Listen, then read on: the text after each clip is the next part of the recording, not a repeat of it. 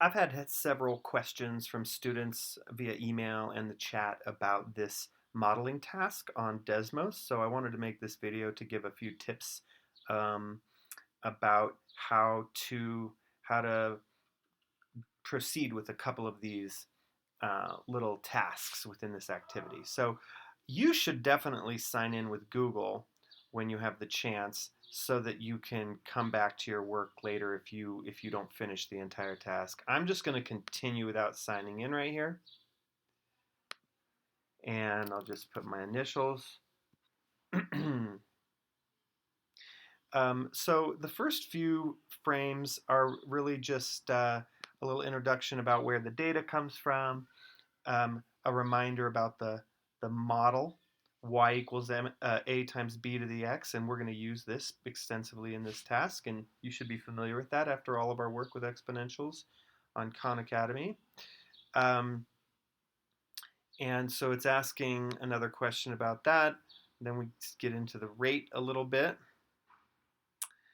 And here's a video for you to watch about sliders, and I'm also going to demonstrate something about sliders here.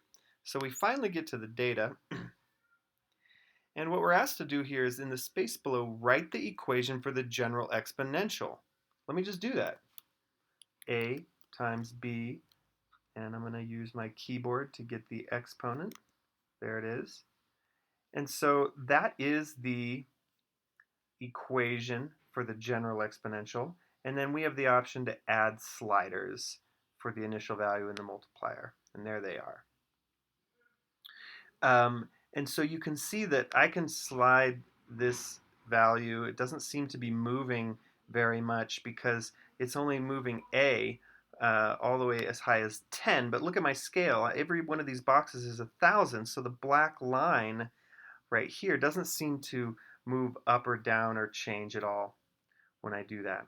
So I'm gonna, it says you will need to change the mins and max of the sliders. I'm gonna make A go from 1 to 100. And now when I slide it, you can see a little bit of movement on the graph, okay? And B, notice that even if I just move it just a little bit, it's growing much faster than my actual exponential. And so of course if I went all the way to 10, that's not anywhere close to matching up with these uh, data points. So really, I'm going to go, B is going to go from 1 to 2. And I tried this earlier, but let me just try to put a really small step size in there and see what it does.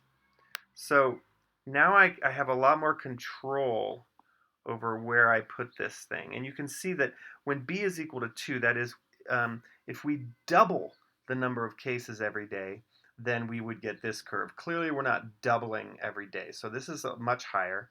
And if B is equal to 1, then we just have a flat line. It's not growing at all. We just have the same number of cases that we had the day before.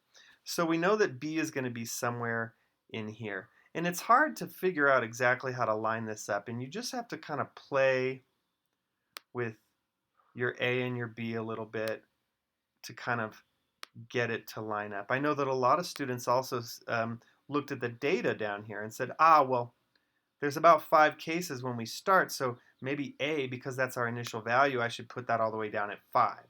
And that would be true if we had a perfectly exponential curve happening here, but we don't. So we have to just do, we have to give ourselves the flexibility of changing this A value so that we can closer fit the curve. So you guys see the kind of game that I'm playing here. I get the exponential to line up as best I can, then I can adjust my A value and maybe my B value and so on.